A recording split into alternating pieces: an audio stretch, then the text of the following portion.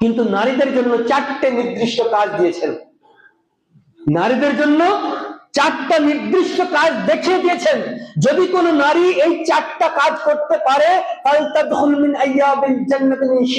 তাহলে সে জান্নাতের যে দরজা দিয়ে চাইবে, জান্নাতের 8টা দরজা রয়েছে, 8টা দরজার মধ্যে যে দরজা দিয়ে সে প্রবেশ করতে চাইবে সে দরজা দিয়ে যেতে পারবে। 4টা কাজ কি? আল্লাহর নবী বললেন আল মারআতু ইযা সাল্লাত খামসাহা, নারীদের প্রথম কাজ হচ্ছে 5 ওয়াক্ত সালাত আদায় করবে। 5 ওয়াক্ত সালাত আদায় করবে। তারপরেও আল্লাহ সুবহানাহু ওয়া তাআলা এদেরকে নির্দিষ্ট কিছুদিন ছাড় দিয়েছেন, যেটা আপনারা জানেন যে আপনাদের মাসিক অবস্থায় আপনাদের নামাজ ছাড়। আল্লাহ তাআলা এই জন্য আপনাকে কাজা করতে বলেননি, আল্লাহর নবীও কাজা তুলতে বলেননি, আপনার একবারে মাফ করে দিয়েছেন।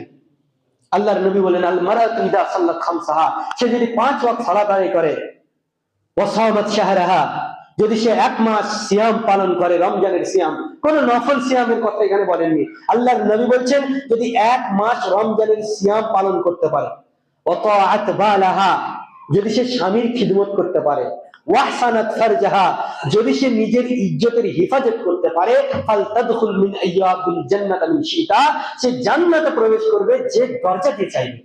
শুধু কি তাই? আল্লাহর নবী সাল্লাল্লাহু আলাইহি ওয়াসাল্লাম শিক্ষা দিচ্ছেন আর দুনিয়া কুল্লুহা মাতাউন, যে দুনিয়াতে যত কিছু রয়েছে মাতাউন, সব কিছু হচ্ছে মাল। দুনিয়াতে যত কিছু আছে, হীরা মণি মুক্তা সোনা চাঁদি টাকা পয়সা বাড়ি ঘর যা আছে, আল্লাহর নবী বললেন আর দুনিয়া কুল্লুহা মাতাউন, দুনিয়াতে যা কিছু আছে সব হচ্ছে সম্পদ, সব হচ্ছে মাল। ওয়া খায়রুল মাতাই দুনিয়া, আর পৃথিবীর বুকে সর্বোত্তম সম্পদ হচ্ছে আল মারআতু সালিহ, একজন নেক স্ত্রী। মানে পৃথিবীর বুকে আপনার মূল্য, মেয়ে হিসাবে আপনার মূল্য সোনার চেয়েও বেশি। পৃথিবীর বুকে আপনার মূল্য হীরের চেয়েও বেশি। এখন 1 ভরি সোনার দাম কিছু না হলে 1,90,000 টাকা। তো একজন নারীর মূল্য কত? গোটা পৃথিবীর স্বর্ণ যদি এক জায়গা করা হয়, গোটা পৃথিবীর হীরে যদি এক জায়গা করা হয়, গোটা পৃথিবীতে যত সম্পদ রয়েছে সব সম্পদ যদি আপনি একত্রিত করেন, তারপর যে মূল্য হবে তার চাইতে অধিক মূল্য একজন সতী নারীর মূল্য। তাহলে নারীর মূল্য ইসলাম কত দিয়েছে? আর আমাদেরকে নাকি মূল্য শেখাতে আসো, আমাদেরকে নাকি শিখাতে আসো যে ইসলাম নারীর মূল্য দেয়নি। আগে ইসলাম কি বলেছে সেগুলো বুঝো, ইসলাম কি দেখিয়েছে নারীর জন্য সেটা দেখো, ইসলাম কতটা সম্মানের জায়গায় নারীকে রেখেছে সেটা দেখো। তোমাদের মতো নারীকে নিয়ে ইসলাম ছিনিমিনি খেলতে দেয়নি, তোমাদের মতো এই ছিনিমিনি খেলার খেলা আমাদের ইসলাম শিখায়নি, যেখানে নারীদেরকে নিয়ে তারা যা ইচ্ছা তাই করছে। একটা জিনিস আপনাকে বুঝাই, যারা বলে পর্দা নাকি নারীর অধিকার লঙ্ঘন করেছে, পর্দা নাকি নারীর অধিকার হরণ করেছে, তাদেরকে বলতে চাই যে পর্দা নারীর অধিকার লঙ্ঘন করেনি, কারণ পর্দায় মানুষের সম্মান বজায় রাখে। আপনাকে বলি, একটা কলার মূল্য কতদিন?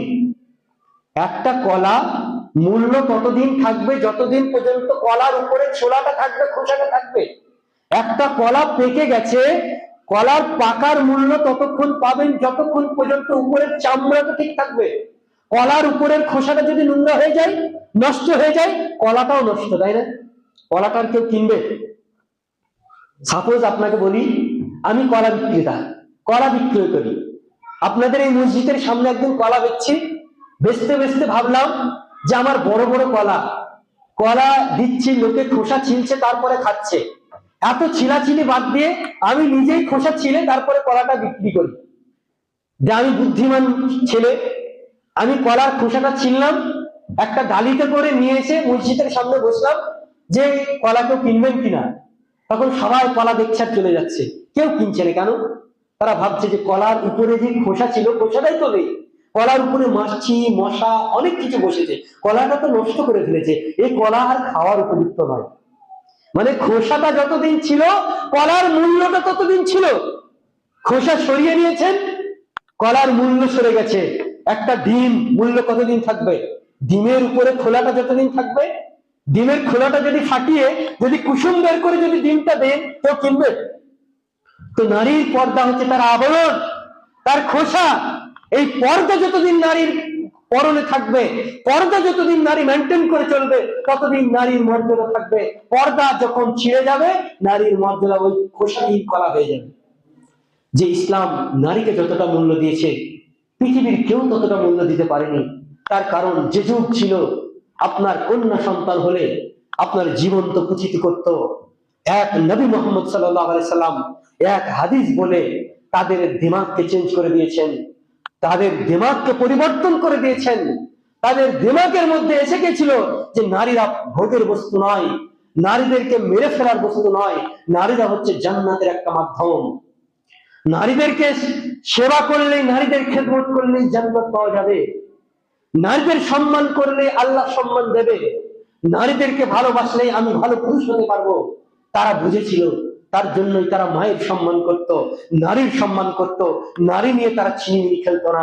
একটা হাদিস মনে পড়ে যায় যে একজন সাহাবা তিনি বলছেন, রাসূলুল্লাহ সাল্লাল্লাহু আলাইহি সাল্লাম বলেছেন যে অচিরেই এমন একটা সময় আসবে যে সময় একজন নারী আপনার রাতের অন্ধকারে ছানা থেকে নিয়ে হাজারে মাউত পর্যন্ত একাই রাস্তায় হেঁটে যাবে, রাস্তাতে এক আল্লাহ ছাড়া কোনো কিছুর ভয় তার অন্তরে কাজ করবে না। মানে কোন রেপিস্টের তার ভয় থাকবে না যে কোনো রেপকারী আমাকে রেপ করবে, কোন চোরের ভয় থাকবে না যে আমি নারী হিসাবে আমাকে হরণ করে নেবে, এই ভয় তার থাকবে না। যার সাক্ষ্য স্বয়ং উমর রাদিয়াল্লাহু তাআলা আনহুর যুগেই ঘটে গিয়েছিল, যে একজন নারী পথে চলতো, সে বিনা দ্বিধাতে চলতো, তার দিকে কোনো পুরুষ আপনার চোখ তুলে তাকাতো না, তাকে মায়ের সম্মানে দেখতো, তাকে ভোগের বস্তু মনে করতো না। ইসলাম আমাদেরকে সেই শিক্ষাই দিয়েছে যে নারী ভোগের বস্তু নয়, নারী সম্মানের বস্তু, নারী মূল্যবান জিনিস, এটা অবহেলিত জিনিস নয়, এটা কোনো আপনার হরণ করা জিনিস নয়, এটা হচ্ছে সোনা রূপা চাঁদি মণি মুক্তার চাইতেও দামি একটা জিনিস, মূল্যবান জিনিস, একে খুব যত্নে রাখতে হয়। তাই আমি আপনাকে বলি, ইসলাম আমাদেরকে মায়ের সম্মান করতে শিখিয়েছে, ইসলাম আমাদেরকে নারীর সম্মান দিতে শিখেছে, ইসলাম আমাদেরকে মেয়ের সঙ্গে ভালো ব্যবহার করতে শিখিয়েছে। ইসলাম যেহেতু আমাদের ধর্ম, তাই আমরা নারীদেরকে ভালোবাসবো, নারীদেরকে ভোগের বস্তু মনে করবো না। আল্লাহ তাআলা আমাদেরকে সকলকে এই তৌফিক দিক। আমিন। ওয়া আখির দাওয়ানা আলহামদুলিল্লাহি রাব্বিল আলামিন।